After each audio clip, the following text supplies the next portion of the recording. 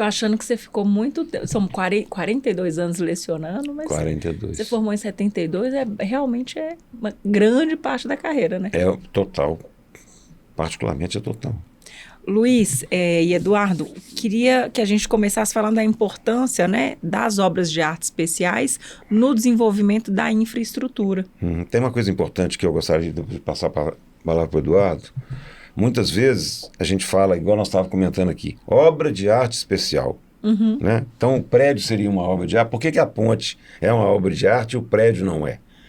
É porque se você pegar lá na época de Cristo, depois em Roma, nas cidades da Europa, e no mundo inteiro, né?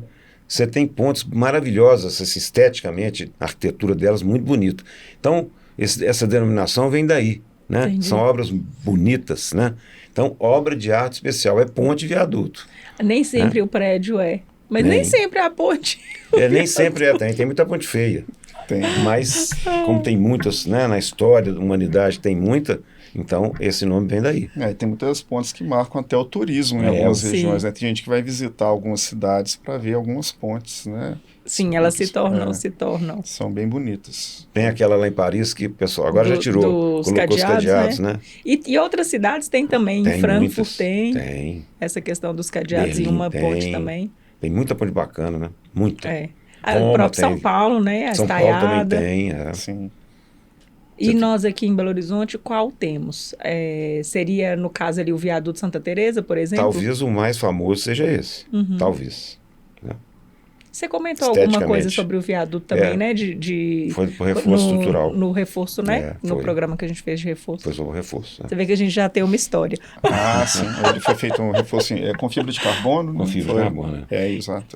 E então, assim, falando dessa importância, né? Dessas obras de arte especiais no desenvolvimento da infraestrutura. A gente tem que pensar no Brasil, né?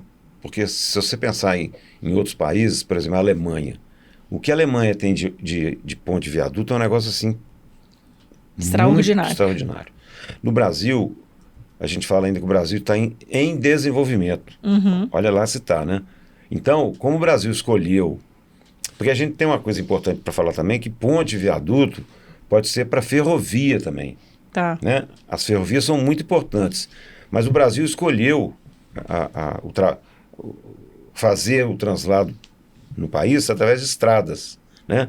Então, essas pontes, quando você vai fazer uma estrada, de um lugar para outro, tem rio, tem obstáculo, tem uma opção de coisa. Então, você transpõe o obstáculo com a ponte ou o viaduto.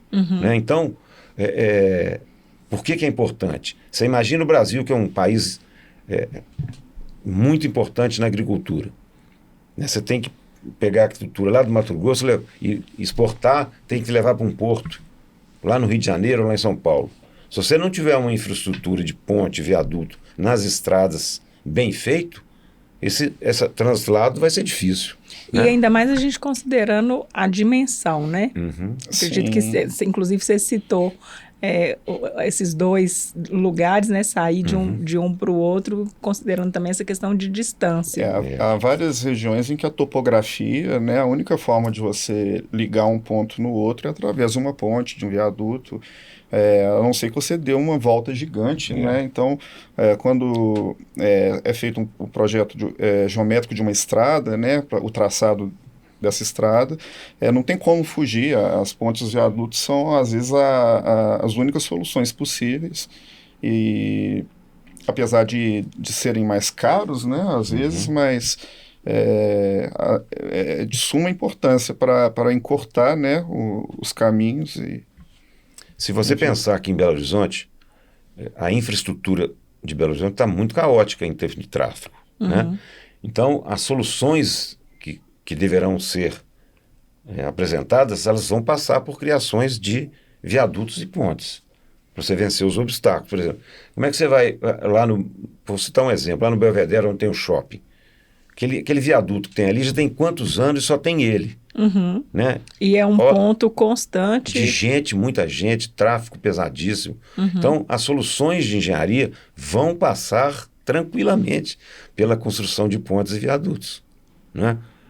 Isso é tranquilo. Então, são elementos de estrutura, elementos estruturais, né, arranjos estruturais, né, que fazem parte do desenvolvimento de qualquer país. De qualquer país e cidade. E aí, falando sobre desafios que são enfrentados, né, no projeto estrutural de pontes e viadutos, o que a gente pode citar como principais desafios? Eu acho que hoje em dia, pelo menos na minha vivência, eu acho que o mundo está com muita pressa, né? E às vezes a gente tem que desenvolver alguns projetos em um tempo muito, às vezes, curto, né? E como é uma obra de grande responsabilidade, às vezes as pessoas esquecem que tem todo um processo para maturar o projeto, da concepção até a construção. Então, como existe, às vezes, existem esses prazos, né, às vezes muito curtos, né? Do pensar, inclusive, de pensar, né? Evita até problemas futuros, né? Que, inclusive, a gente vai falar hoje, depois, né, a respeito de manutenção, de alguma coisa nesse aspecto. Porque se você fizer um projeto, às vezes, mais bem pensado, bem concebido, bem calculado, você evita de futuramente lidar com problemas, né, na estrutura. Então, eu acho que o maior desafio, eu acho que é mais ou menos por aí. Essa questão do tempo. As pessoas estão com uma noção do tempo muito deturpada. Eu acho que não é só na engenharia, não, né? O mundo geral está apressado. E tem coisas que a gente não pode fazer na velocidade do TikTok. Não, tem coisas que né? Elas precisam de tempo, né? Claro, é por aí mesmo.